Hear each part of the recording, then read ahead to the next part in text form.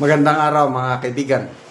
Bigyan natin ng reaction opinion itong post ng Bilyonaryo News Channel. Pahayag ito ng Pangulo, parang advice niya sa kanyang successor. Na para bang sobrang galing niya sa economics.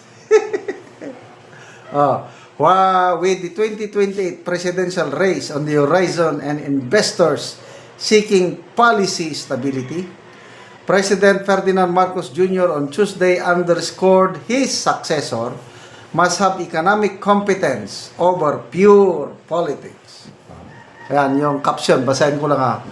Marcos says successor must understand economics, not just politics.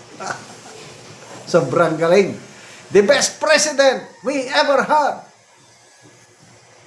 President Ferdinand Bongbong Marcos Jr. Palakpak naman kayo dyan. Ang galing niya sa economics, ano? Kaya ang ating ekonomiya sa bansa, anong nangyari? Ang magaling sa economics.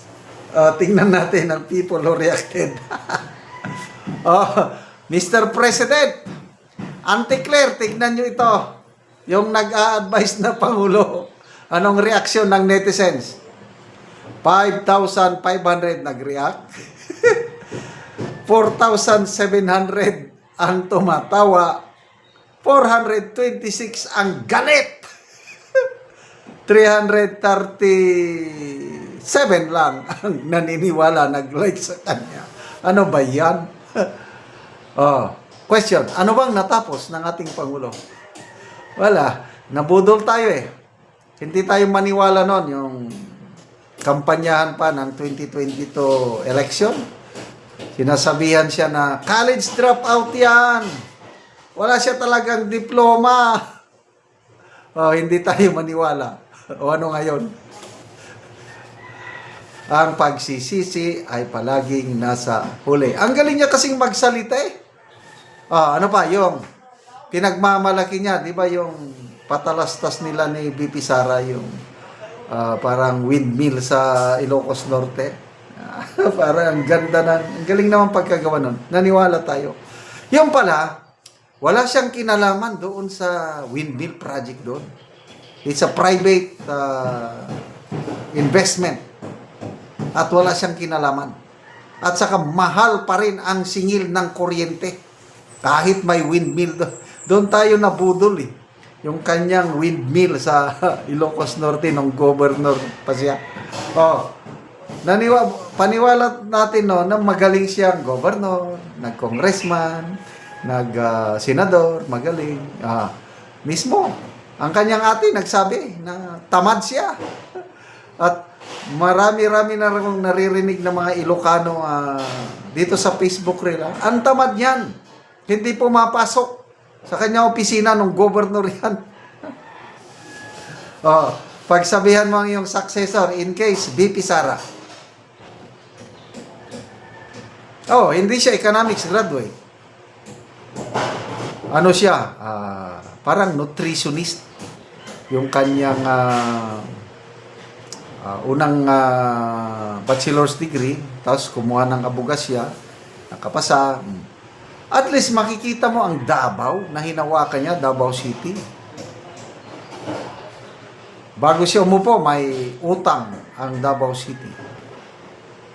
Nung umalis siya, hanggang ngayon, debt-free. Ang Davao City ngayon is 8 richest city in the Philippines.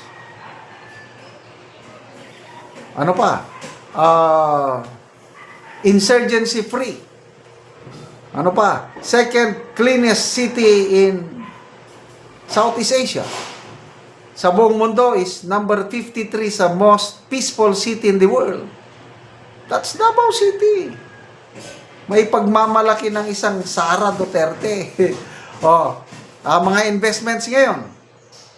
Nag-aalisan ang mga investors. Ayaw mag-invest. Kailang Davao, ang dami. Umuulan, bumabagyo. Bakit?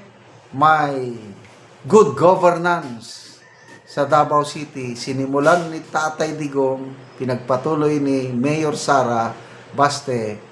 Yan!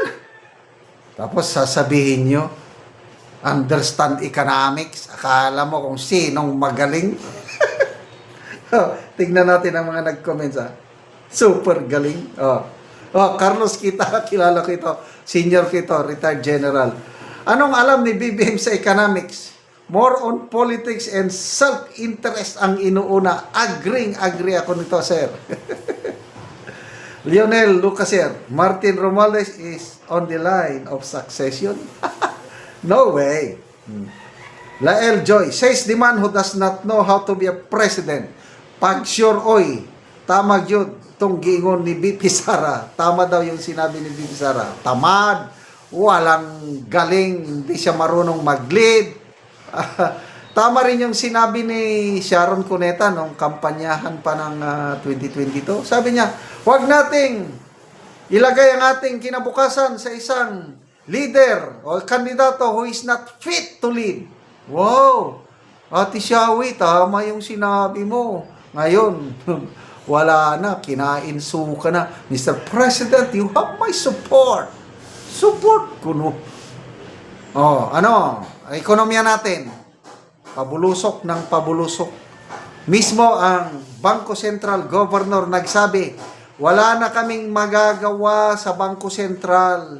Yung monetary policy hindi na effective. Dapat ang Administrasyong Marcos gawa sila ng fiscal reform and ayusin nila ang governance failures nila. Ano yung fiscal reform? Maybe utang ng utang. Hindi man problema yung mangutang basta i-invest mo sa tamang proyekto na makakatulong sa ano. Ang inutang nila kung saan-saan dinadala. Mali-maleta. Ayun, yung malitang dinideliver ng mga Marines. Yun, kasama doon siguro ang inutang natin. Ganyan po ang ating presidente. Huwag kayong magsabing understand economics. Tignan nyo muna ang nangyayari sa ating governance failures. Bangko Sentral na yun, ha? Ay, nako. Successor must have more malita than he did. Yeah. So, hanggang ngayon, wala pang sagot ni Auntie Claire sa malitang idiniliver sa bahay ng kanyang amo. Sagot naman, Auntie Claire Janoy. Salamat mga kaibigan sa inyong pagsubaybay sa ating channel. Nakakatulong kayo ng malaki sa tribong Talandig ng Bukidnon dahil ang income natin sa channel nito is pantulong po sa tribo. Namimigay tayo ng mga libreng yero at pako para makapagpatayo sila ng mas maayos na tirahan. Panoorin nyo ang video nito. Mong natagot ng gero.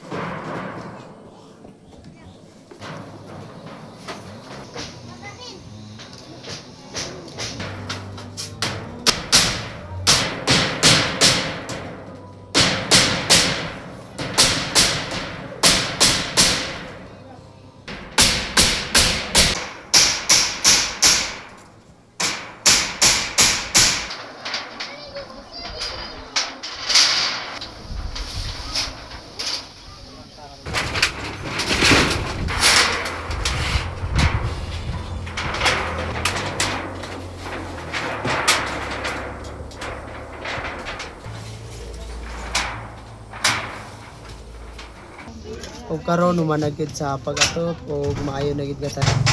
Humanagyod sa pag-atop. So, humanagyod.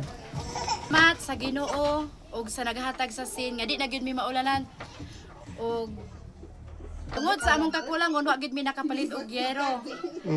Kay Kay among inadlawan 200 ra gyud kulang ra gyud sa among tasatag-o sa matag adlaw nga among palitunon diri sa balay.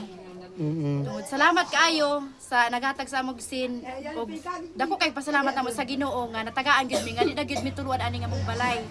Oo. So pila day ka tuig ang inyong atop bago pa nailisan? 5 years na jud ni wa nilisan. So 5 years so bago pa na ilisan ang inyong atop so maayo na karon nga di na mo maulanan. Salamat jud Salamat kaayo. kaayo.